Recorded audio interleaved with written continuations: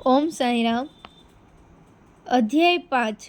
चांद पाटिल की बारात के साथ श्री साईं बाबा का पुनः आगमन, अभिनंदन तथा श्री साईं शब्द से संबोधन, अन्य संतों से भेंट, वेशभूषा व नित्य कार्यक्रम, पादुकाओं की कथा, मोहिद्दीन के साथ कुश्ती, मोहिद्दीन की जीवन परिवर्तन, झलका तेल में रूपांतर, मिथ्या गुरु जौहर अली।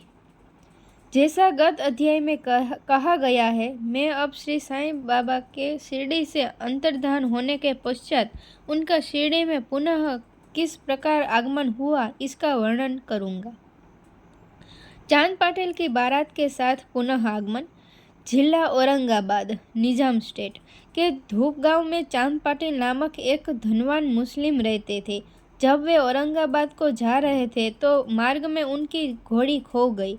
2 मास तक उन्होंने उसकी खोज में घोर परिश्रम किया, परंतु उसकी कहीं पता न चल सका। अंत में वे निराश होकर उसकी जीन को पीठ पर लटकाए औरंगाबाद को लौट रहे थे। तब लगभग 14 मील चलने के पश्चात उन्होंने एक आम्र वृक्ष के नीचे एक फकीर को चिलम तैयार करते देखा, जिसके सिर पर एक टोपी, तन पर कफनी और पास में एक सटका था। फकीर के बुलाने पर चांद पाटिल उनके पास पहुंचे। जीन देखते ही फकीर ने पूछा, यह जीन कैसी?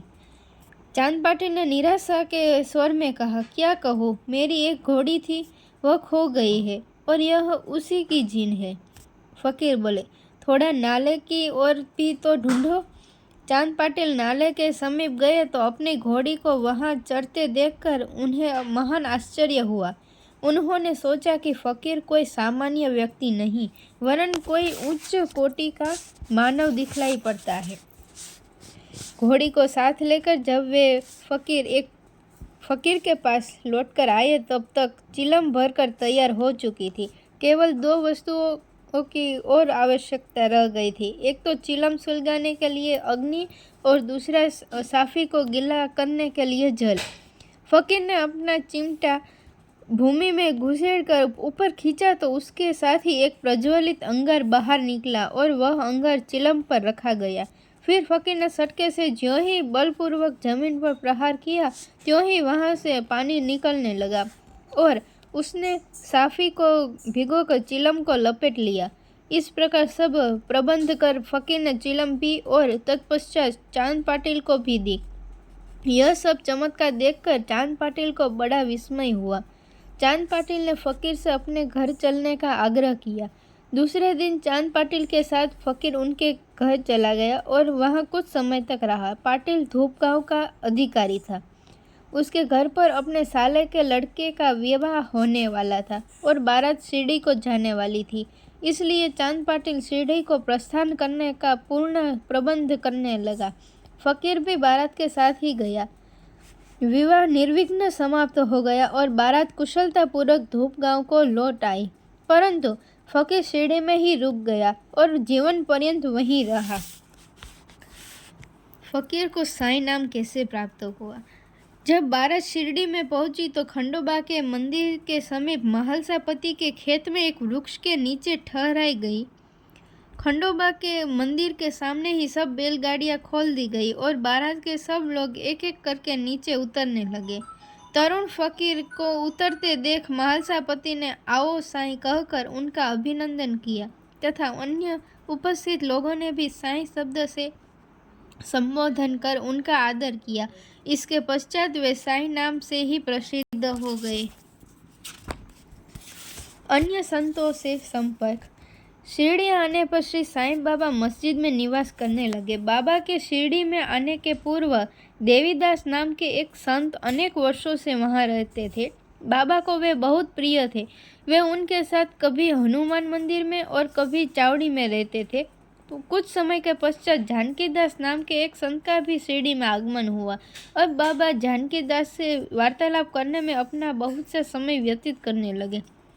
जानकीदास भी कभी कभी बाबा के स्थान पर चले आया करते थे और पूर्णा तांबे के श्री गंगागिर नामक एक पारिवारिक वैश्य संत भी बहुधा बाबा के पास आया जाया करते थे।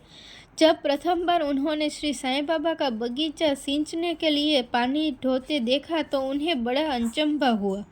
वे स्पष्ट शब्दों में कहने लगे कि शिरडी परम भाग्यशालिनी है, जहाँ एक अमूल्य हीरा है।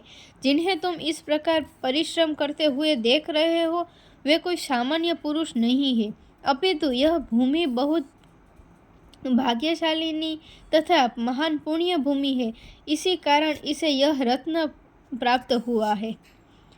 इसी प्रकार श्री अक्कलकोट महाराज के एक प्रसिद्ध शिष्य संत आनंदनाथ येवलामठ, जो कुछ शिरडी निवासियों के साथ शिरडी पधारे, उन्होंने भी स्पष्ट कहा कि यद्यपि बाह्य दृष्टि से ये साधारण व्यक्ति जैसे प्रतीत होते हैं, परंतु ये सचमुच असाधारण व्यक्ति है। इसका तुम लोगों को भविष्य में अनुभव होगा।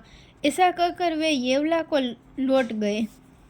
यह उस समय की बात है जब शिरडी बहुत ही साधारण सा गांव था और साईं बाबा छोटी उम्र के थे। बाबा का रहन सहन व नित्य कार्यक्रम। तरुण अवस्था में श्री साईं बाबा ने अपने केश कभी भी नहीं कटाए और वे सदैव एक पहलवान की तरह रहते थे। जब वे राहता जाते, जो कि शिरडी से 3 मील दूर है, तो वहाँ से वे गेंदा, झाई और जूही के पौधे मोल ले आया करते थे। वे उन्हें स्वच्छ करके उत्तम भूमि देखकर लगा देते और स्वयं सींचते थे। वामन तात्या नाम के एक भक्त इन्हें नित्य प्रति 2 मिट्टी के घड़े दिया करते थे। इन घड़ों द्वारा बाबा स्वयं ही पौधों में पानी डाला करते थे। जैसे ही घड़े वहाँ रखते, वैसे ही वे फूट जाया करते थे, क्योंकि वे बिना तपाए और कच्ची मिट्टी के बने रहते थे। दूसरे दिन तात्या उन्हें फिर 2 नए घड़े दिया करते थे। यह क्रम 3 वर्षों तक चला और श्री साईं बाबा के कठोर परिश्रम तथा प्रयत्न से वहाँ फूलों की एक सुंदर फुलवारी बन गई। आजकल इसी स्थान पर बाबा के समाधि मंदिर की भव्य इमारत शोभायमान है, जहाँ सहस्त्रों भक्त आते जाते रहते हैं। नीम वृक्ष के नीचे पादुकाओं की कथा। श्री अक्कलकोट महाराज के एक भक्त, जिनका नाम भाई कृष्णाजी अलीबाकर था, उनके चित्र का नित्य प्रति पूजन किया करते थे। एक समय उन्होंने अक्कलकोट, सोलापुर जिला जाकर महाराज की पादुकाओं का दर्शन एवं पूजन करने का निश्चय किया, परंतु प्रस्थान करने के पूर्व अक्कलकोट महाराज ने स्वप्न में दर्शन देकर उनसे कहा कि आजकल शिरडी ही मेरा विश्राम स्थल है और तुम वहीं जाकर मेरा पूजन करो। इसलिए भाई ने अपने कार्यक्रम में परिवर्तन कर शिरडी आकर श्री साईं बाबा की पूजा की।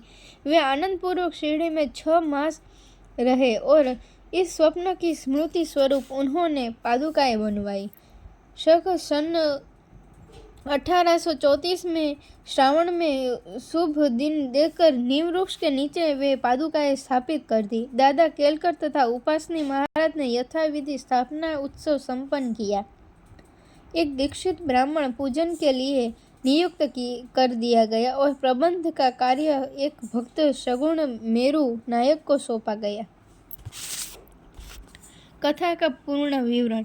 ठाणे के सेवानिवृत्त मामलतदार श्री बी.वी. देव, जो श्री साईं बाबा के एक परम भक्त थे, उन्होंने सगुण मेरू नायक और गोविंद कमलाकर दीक्षित से इस विषय में पूछताछ की।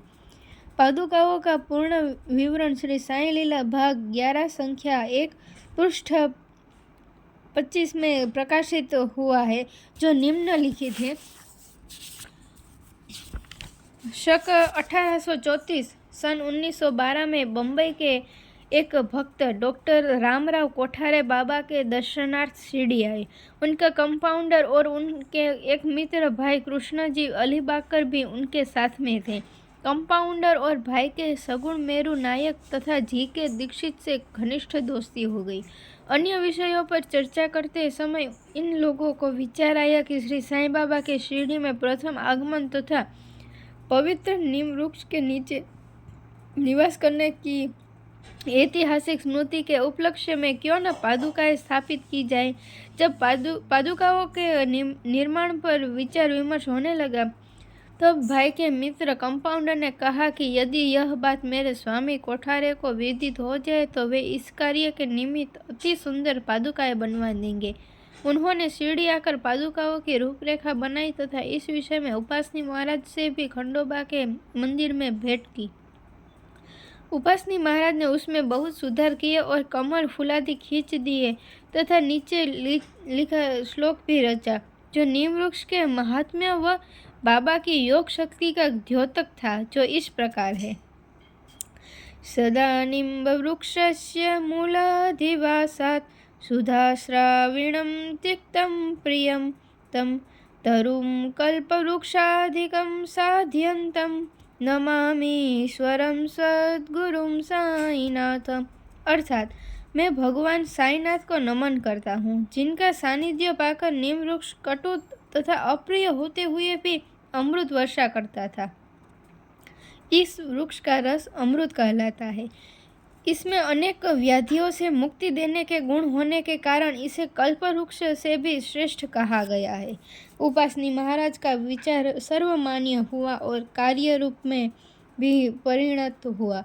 पादुकाएं बंबई में तैयार कराई गई और कंपाउंडर के हाथों शिरडी भेज दी गई। बाबा की आज्ञा अनुसार इसकी स्थापना श्रावण की पूर्णिमा के दिन की गई। इस दिन प्रातः का 11 बजे जी के दीक्षित उन्हें अपने मस्तक पर धारण कर खंडोबा के मंदिर से समारोह और धूमधाम के साथ द्वारका माई लाए। बाबा ने पादुकाएं स्पर्श कर कहा कि ये भगवान के श्री चरण है, इनकी नीम वृक्ष के नीचे स्थापना कर दो। इसके एक दिन पूर्व ही बम्बई के एक पारसी भक्त पास्ता सेठ ने 25 रुपयों का मनी ऑर्डर भेजा। बाबा ने ये रुपये पादुकाओं की स्थापना के निमित्त दे दिए। स्थापना में कुल 100 रुपये व्यय हुए, जिनमें 75 रुपये चंदे द्वारा एकत्रित हुए। प्रथम 5 वर्षों तक डॉक्टर कोठारे दीपक के निमित्त 2 रुपये मासिक भेजते रहे।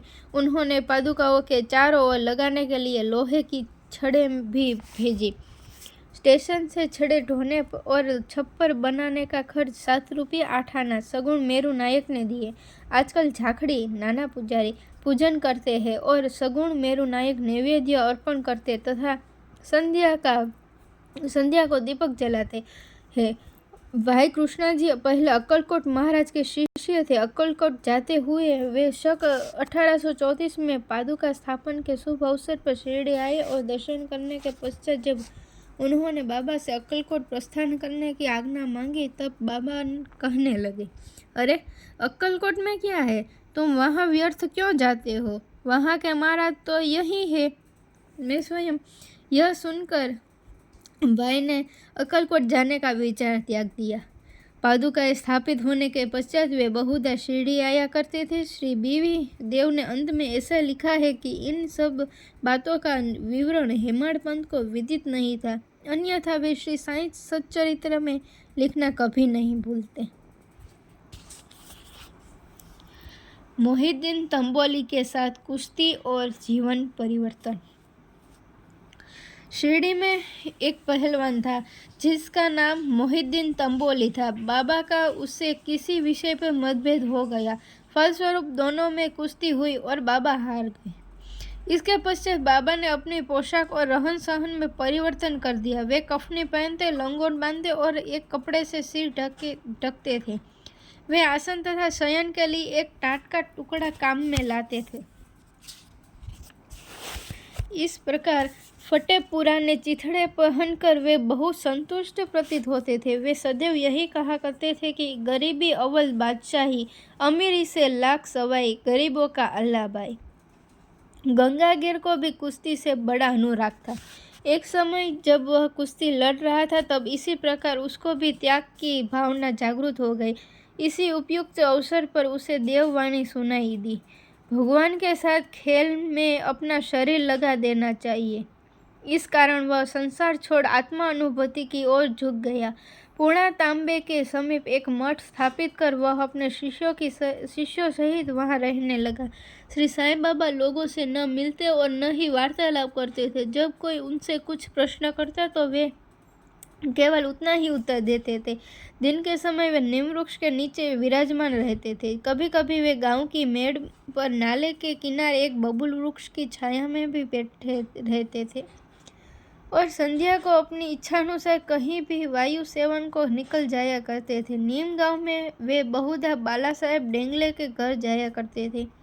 बाबा श्री बाला साहेब को बहुत प्यार करते थे। उनके छोटे भाई जिसका नाम नाना साहेब था के द्वितीय विवाह करने पर भी उनके कोई संतान न थी। बाला साहेब ने नाना साहेब को श्री साईं बाबा के दर्शनार्थ शिरडी भेजा। कुछ समय पश्चात उनकी श्री कृपा से नाना साहेब के यहाँ एक पुत्र रतन हुआ। इसी समय से बाबा के दर्शनार्थ लोगों का अधिक संख्या में आना प्रारंभ हो गया तथा उनकी कीर्ति भी दूर दूर तक फैलने लगी। अहमदनगर में भी उनकी अधिक प्रसिद्धि हो गई। तभी से नाना साहेब चांदोरकर, केशव चिदंबर तथा अन्य कई भक्तों का शिरडी में आगमन होने लगा। बाबा दिन भर अपने भक्तों से घिरे रहते और रात्रि में जीर्ण शीर्ण मस्जिद में शयन करते थे।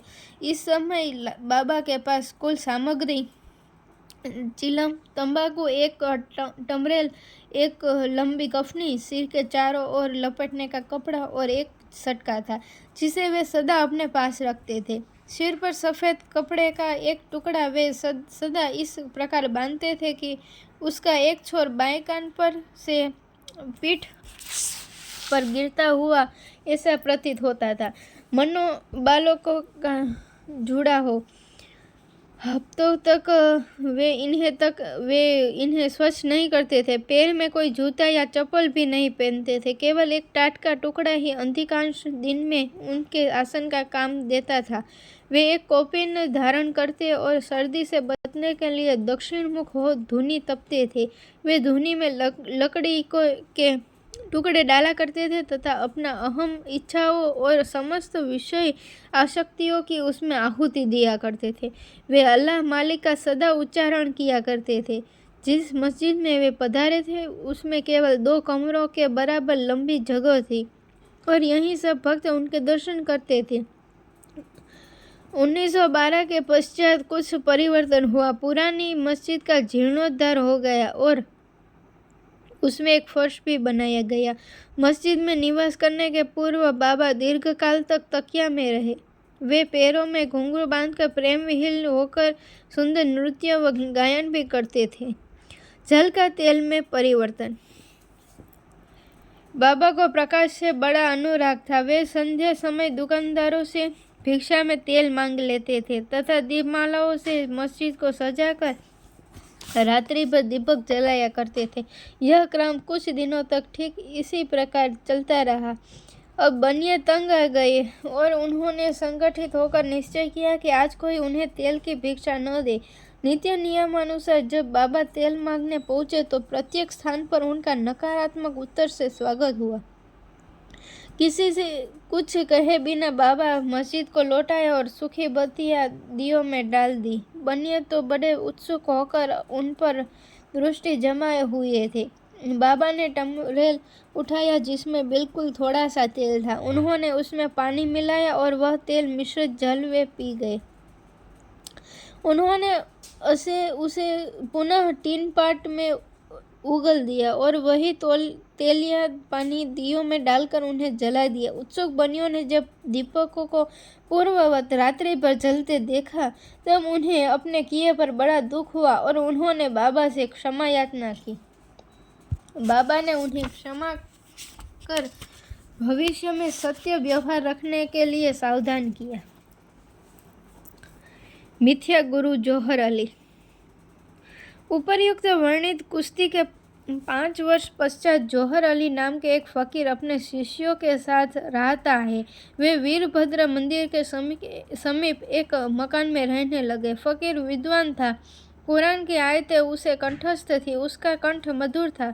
गांव के बहुत से धार्मिक और श्रद्धालु जन उसके पास आने लगे और उसका यथायोग्य आदर होने लगा। लोगों से आर्थिक सहायता प्राप्त कर उसने वीरभद्र मंदिर के पास एक ईदगाह बनाने का निश्चय किया। इस विषय को लेकर कुछ झगड़ा हो गया, जिसके फलस्वरूप जौहर अली राहता छोड़ शिरडी आया। और बाबा के साथ मस्जिद में निवास करने लगा। उसने अपनी मधुर वाणी से लोगों का मन जीत लिया। वह बाबा को भी अपना शिष्य बताने लगा।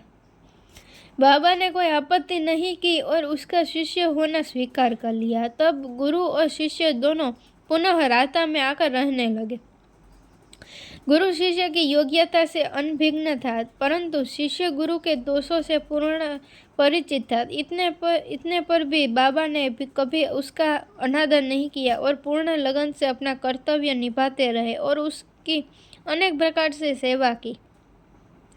वे दोनों कभी कभी शिरडी भी आया करते थे, परंतु मुख्य निवास राहता में ही था। श्री साईं बाबा के प्रेमी भक्तों को उनका दूर राहता में रहना अच्छा नहीं लगता था, इसलिए वे सब मिलकर बाबा को शिरडी वापस लाने के लिए गए। इन लोगों की ईदगाह के समीप बाबा से भेंट हुई और उन्हें अपने आगमन का हेतु बतलाया। बाबा ने उन लोगों को समझाया कि फकीर के आने के पूर्व ही आप लोग शिरडी लौट जाइए।